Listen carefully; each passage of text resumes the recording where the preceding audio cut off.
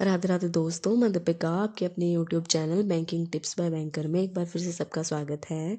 SBI clerical का third day की भी सारी शिफ्ट कंप्लीट हो चुकी है। अभी सिर्फ कल की शिफ्ट्स बाकी बची हैं। कल इतने बच्चों का एग्ज़ाम है नहीं, क्योंकि ज़्यादातर बच्चों का एग्ज़ाम पहले ही हो चुका है।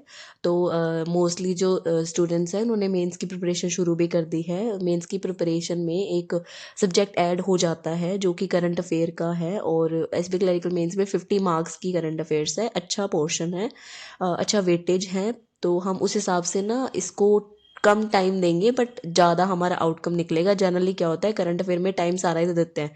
मेंस के बाद में एक नया सब्जेक्ट पढ़ने को हमें मिलता है, हम सारा टाइम इस पे इन्वेस्ट कर देते हैं और ये बहुत अनप्रडिक्टेबल आता है, जिससे ऐसे होता है कि कहीं से भी मतलब ऐसा हो जाता है कि अरे ये क्या हो गया, क्या आ गया। हम बिल्कुल कंफ्यूज हो जाते हैं कि हमने इतना कुछ पढ़ा होता है ना कि वहाँ पे कंफ्यूजन होना बिल्कुल जायज़ है। तो अभी हम करंट अफेयर्स ऐसे पढ़ेंगे जैसे मैंने नोट्स बनाए होते हैं। वीकली मैं देखती हूँ, मैं डेली का मेरा नहीं रहता, वीकली मैं वीक की न्यूज़ देख लेती हूँ। उसके बाद में ना मैंने उनको यूटिलाइज़ किया कि क्या क्या इम्पोर्टेंट है, क्या क्या चीज़ें इंपॉर्टेंट रही है, वही सिर्फ हम करेंगे, एक्स्ट्रा नहीं करेंगे। इसमें क्या होता है, आपने कम टाइम दिया, आप अपने अदर सब्जेक्ट को टाइम दे पाओगे, क्योंकि अगर आप मैथ्स को टाइम दोगे, आप रीजनिंग को टाइम दोगे, वहाँ से आउटकम निकलेगा आपका। आप उनको टाइम दो, आपका आउटकम जरूर निकलेगा, आपका सिलेक्शन एक्चुअल वो सब्जेक्ट्स करवाएंगे। इसको कम टाइम देना है, ज़्यादा आउटकम लेना है, तो इसके लिए हम इतना करेंगे कि जैसे मैंने छोटी छोटी वीडियो, आज तो सिर्फ डेमो क्लास के लिए मैंने ये वीडियो छोटी रखी है, मतलब पार्ट 1 और पार्ट 2 में करवा दूंगी मैं फर्स्ट वीक। बट उसके बाद क्या करेंगे, अक्टूबर का जो सेकंड वीक है वो प्रॉपर एक ही वीडियो में करवा दूंगी मैं सारा। और मैंने ना जैसे जो मैंने नोट्स बनाया है ना, उसको मैं यहाँ पे नहीं लगा सकती थी, राइटिंग इतनी ज़्यादा खास है नहीं कि आपको समझ आए, इसलिए मैंने टाइप करा हुआ है उसको। इसकी पीडीएफ अगर आप सबको किसी को भी चाहिए तो मेरे को बता देना, पीडीएफ अपलोड हो जाएगी, मतलब मैं प्रोवाइड करा दूंगी आप सबको। और अब अच्छे से मतलब वहाँ से पढ़ भी पाओगे, छोटी सी पीडीएफ रहेगी, ज़्यादा नहीं होगा। उतनी न्यूज़ भी अगर आप कवर कर लोगे ना अच्छे से, और उसका 2-3 बार रिवीजन कर लोगे और एक दो टॉपिक क्लास होएगी वो कर लोगे, तो मैं मतलब ये तो नहीं कह रही कि आपके सारे सही होंगे या ये होंगे, बट आपको एक वहाँ पे सेटिस्फेक्शन रहेगा कि नहीं ये मैंने पढ़ा हुआ है, या इस चीज़ में ये अच्छा ये पूछा था, ये मैं कर सकता हूँ, आप कर लोगे। ये मैं आपको श्योर कर सकती हूँ कि आप इतना करोगे तो आप इजीली अच्छे मार्क्स मतलब अच्छे अटेम्प्ट कर पाओगे, अच्छा स्कोर कर पाओगे। तो मैं बस इतना चाहती हूँ कि आप मेरे को कमेंट सेक्शन में अपना फीडबैक ज़रूर शेयर करें कि आपको ये क्लास हेल्पफुल लगी, हमें इसे कंटिन्यू रखना चाहिए, या मतलब कोई भी नेगेटिव रिस्पॉन्स भी अगर है आप बिल्कुल शेयर कर लीजिएगा, मेरे को कमेंट में ज़रूर बताइएगा। क्योंकि अगर आप मेरे को फीडबैक दोगे तो मेरे को ना एक होता है, मोटिवेशन रहता है कि अगर हमें आगे की वीडियो अपलोड करनी चाहिए, बिकॉज 4 भी अगर स्टूडेंट का फ़ायदा हो रहा है ना तो बहुत अच्छी बात हो जाती है।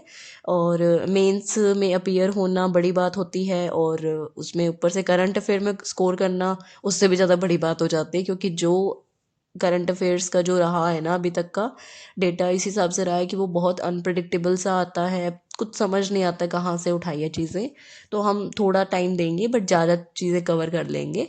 उस हिसाब से हम स्टार्ट करते हैं, ठीक है। So let's start the video. First question है जो रैंक है, मतलब पीपीटी इंग्लिश में बट हमें हिंदी में डिस्कस करेंगे।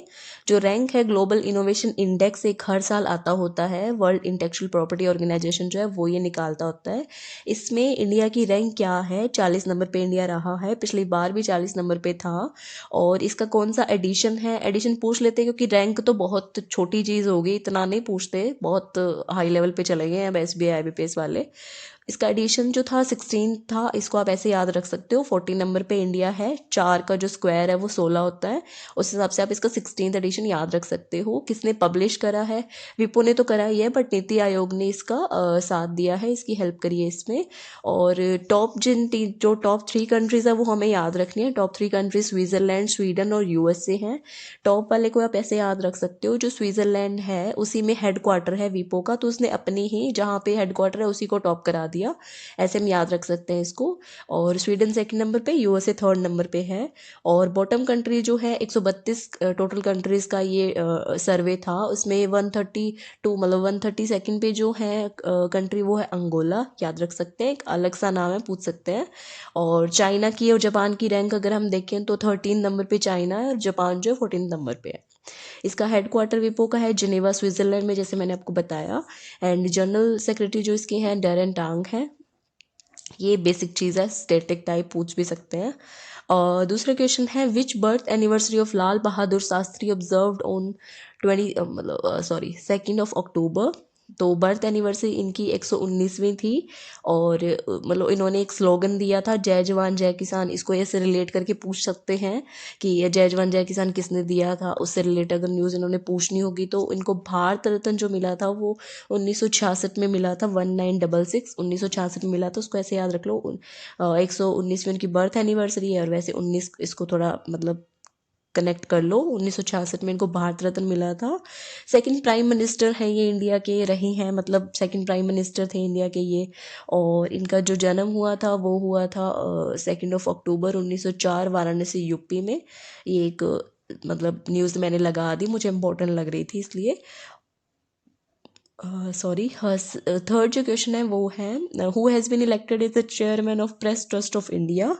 तो प्रेस ट्रस्ट ऑफ इंडिया के चेयरमैन है जो चेंज हो चुके हैं। अपॉइंटमेंट पूछी जाती है, एसबीआई का बहुत फेवरेट टॉपिक है। के एन शांत कुमार जो हैं उनको सिलेक्ट किया गया है, मतलब सॉरी इलेक्ट किया गया है प्रेस ट्रस्ट ऑफ इंडिया का जो चेयरमैन है उनके सीट पे। और ये उनकी सेकंड टर्म है, मतलब उन्होंने पहले भी पीआईटी में पीटीआई में सॉरी काम किया हुआ है। और टर्म उनकी जो थी वो टर्म ऐसे पूछ सकते हैं कि पहले टर्म कब कौन से ईयर में थी। डायरेक्ट ये पूछना तो इससे बेटर ही घुमा के पूछे। तो पहले जो टर्म थी वो 2013 से 2014 2 साल ये रहे थे। और इस बार जो इन्होंने रिप्लेस किसको किया है, 24 में 23rd में उन्होंने रिप्लेस करा है अवीक सरकार को। और जो पीटीआई है इनका जो हेड क्वार्टर है वो दिल्ली में है। और इनके सीईओ है जो विजय जोशी। जोशी आप याद रख सकते हो कि पूरे जोश से जो है प्रेस वो करनी, कॉन्फ्रेंस करनी पड़ती है, जोश होना चाहिए। विजय जोशी ऐसे याद रख सकते हो, ठीक है। नेक्स्ट क्वेश्चन है the war against waste is an initiative of which state. The war against waste मतलब कचरे के अगेंस्ट एक वॉर, एक युद्ध जो है, एक इनिशिएटिव शुरू हुआ है, वो किस स्टेट या यूटी का है। तो जम्मू एंड कश्मीर का है। सॉरी इसमें आर रह गया I guess, I am so sorry. मैं करेक्ट कर दूंगी। The war against waste in is an initiative of which state, Jammu and Kashmir. देखो जम्मू एंड कश्मीर ऐसे याद रख सकते हो, बहुत सुंदर जगह है, बट यहाँ पे बाकी सारे लोग टूरिस्ट ने आके वहाँ पे बहुत ज़्यादा वेस्ट मतलब वेस्ट फैला दिया, बहुत कचरा फैला दिया है। तो उसके अगेंस्ट है जो वॉर चल रहा है वहाँ पे। ऐसे ना वॉर चलता रहता है वहाँ पे, जम्मू एंड कश्मीर में वॉर चलता ही रहता है, बॉर्डर इलाका है, मतलब चलता रहता है। उसको आप ऐसे याद रख सकते हो, ठीक है, वॉर अगेंस्ट वाला। और नेक्स्ट क्वेश्चन है गवर्नमेंट ऑफ इंडिया ने मतलब has propose to celebrate the birthday, मतलब किन का बर्थडे, वो भारतीय भाषा दिवस जो कि एक मतलब डे है, किसके लिए वो शुरू किया है। वो है महाकवि चिन्न स्वामी सुब्रमण्य भारती। इनके मतलब बर्थडे के पे, इनकी जो जन्म तिथि है उन पे 11 दिसंबर को भारतीय भाषा दिवस जो है उन्होंने शुरू किया है, प्रपोजल दिया है। और ये याद रखो क्योंकि ये इम्पोर्टेंट हो जाता है अपने आप में।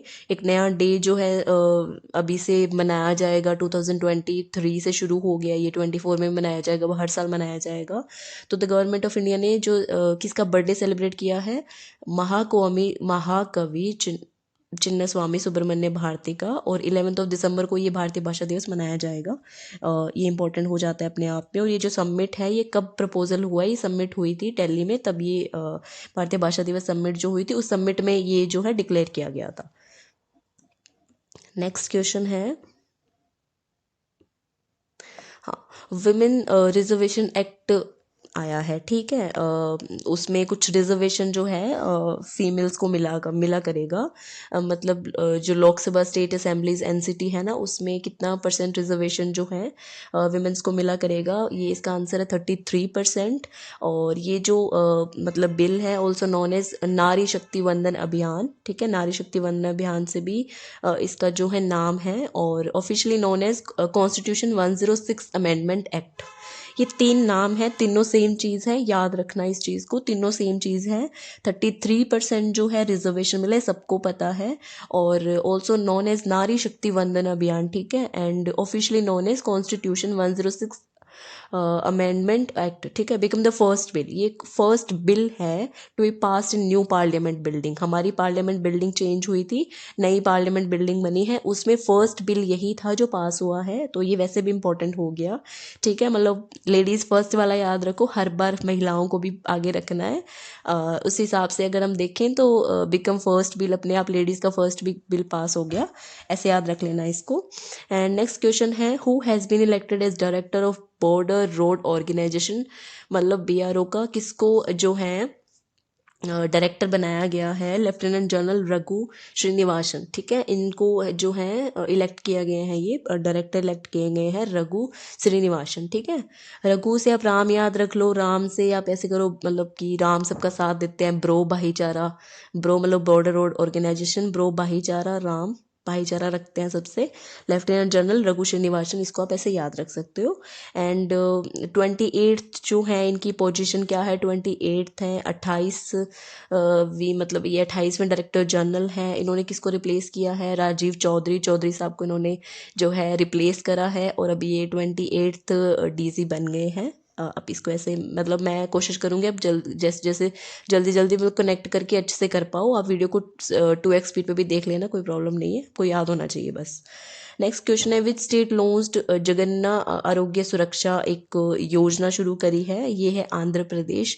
जगन्ना आरोग्य ऐसे नाम से पता लग रहा है कि आंध्र प्रदेश की होगी, और ये इसका पर्पस क्या है, provide treatment to needy at the doorstep, ये मतलब लोगों के घर जा जाके उनको ट्रीटमेंट प्रोवाइड करेंगे, जिनको भी ज़रूरत रहेगी, ज़रूरतमंद लोगों को। अच्छी स्कीम है। और नेक्स्ट क्वेश्चन है, कोटक महिंद्रा जो एसेट मैनेजमेंट कंपनी है एंड CBSE, इन दोनों ने मिलकर एक इनिशिएटिव लॉन्च किया है, उसका क्या नाम है, सीखो पैसों की भाषा, बताओ। CBSE से याद रख लो, सीखना, CBSE का होगा सीखना, मतलब पढ़ाना उनका काम है, सिखाना उनका काम है। कोटक महिंद्रा बैंक मतलब बैंक हो गया, बैंक मतलब पैसा, पैसा, तुम इन दोनों को मैच करके सीखो पैसों की भाषा, ठीक है। उन्होंने एक इनिशिएटिव लॉन्च किया, डायरेक्ट क्वेश्चन बन सकता है। नेक्स्ट क्वेश्चन है, government bond index emerging market index is a benchmark index of which lender, ठीक है। ये जो है ये है JP मॉर्गन चेज बैंक। ये मतलब जो है ना GBI-EM एक इंडेक्स है, वो किस बेंचमार्क का इंडेक्स है, मतलब किस लेंडर का इंडेक्स है, वो है JP Morgan Chase bank. India is set to be included in the GBI-EM from June 2024। June 2024 में जो है इंडिया को इसमें इंक्लूड करेंगे, ठीक है। अच्छी बात है, इंक्लूड करा इंडिया को इसमें। एंड इसको हम याद रख सकते हैं, JP Morgan Chase bank, direct question बन सकता है, इसको याद रखिएगा।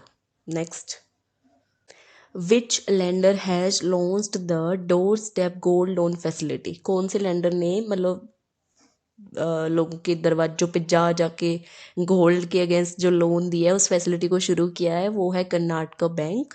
और कर्नाटक बैंक प्लस सही बंधु जो हैं उनके साथ में उन्होंने मिलके ये शुरू किया है।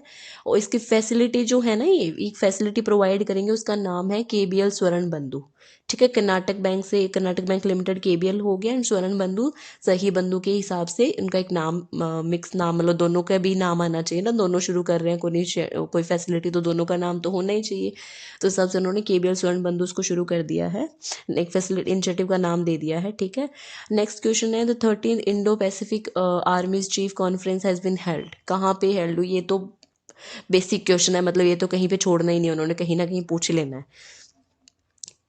13वीं जो है ना इंडो पैसिफिक आर्मीज चीफ कॉन्फ्रेंस है, वो कहाँ पे हुई है, वो न्यू दिल्ली में हुई है, ठीक है।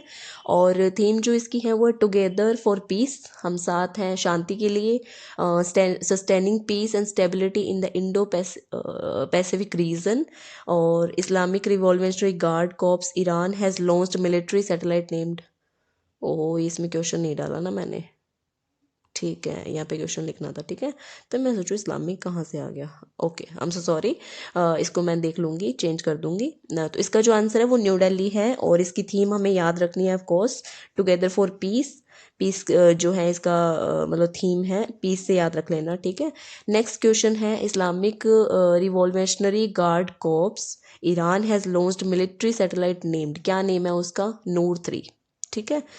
ये भी इम्पॉर्टेंट है, डायरेक्ट क्वेश्चन बन सकता है। और अगला क्वेश्चन जो है, which is India's most valuable brand as per 10th Kantar brand top most valuable Indian brands reports. ठीक है, एक रिपोर्ट आई है, कांतार ने दी है। कांतार का जो है वो हेडक्वार्टर है लंदन यूके में। एंड इसके हिसाब से जो इंडिया का वैल्यूएबल ब्रांड है वो TCS है, Tata consultancy services. And second number पे SDFC है, बहुत ग्रो कर रहा है भाई ये। और थर्ड नंबर पे इंफोसिस कंपनी है। एंड इंडिया के जो 75 has combined brand value for USD, जो कंबाइंड 75 जो ब्रांड्स है ना टॉप, उनकी जो कंबाइंड वैल्यू है वो 379 बिलियन USD डॉलर है। ठीक है, US डॉलर है 379 बिलियन। बट इनमें जो है डिक्लाइन आया 4% का, 2022 से 2023 में 4% का डिक्लाइन आया है। ये क्वेश्चन इंपॉर्टेंट है, इसको मार्क कर लो, ये क्वेश्चन बहुत इंपॉर्टेंट है, बहुत ज़्यादा। ये पता होगा सबको कि TCS है, ये भी पता होगा कि किसने दिया है, ठीक है, बट ये इंपॉर्टेंट है कि कितना डिक्लाइन आया है, ये बहुत इंपॉर्टेंट है, ये याद रखना है हमें। अगला क्वेश्चन है, the Indian Railways has signed MOU, एक MOU साइन हुआ है इंडियन रेलवेज का Indo Russian joint venture Kinet Railway Solution. ठीक है, रशियन की एक जो है ये रेलवे सॉल्यूशन है। किसके लिए ये MOU हुआ है, वो है मैन्युफैक्चरिंग ऑफ, मतलब वंदे भारत ट्रेन्स, वंदे भारत ट्रेन जो है ये बनाएंगे इंडिया रेलवे के साथ, इसका जो MOU वो हुआ है। कितने नंबर ऑफ ट्रेन्स बनाएंगे, वो होगी 120। ठीक है, आप मुझे कमेंट सेक्शन में ज़रूर बताएं कि अब तक भारत में कितनी Vande Bharat train at present है।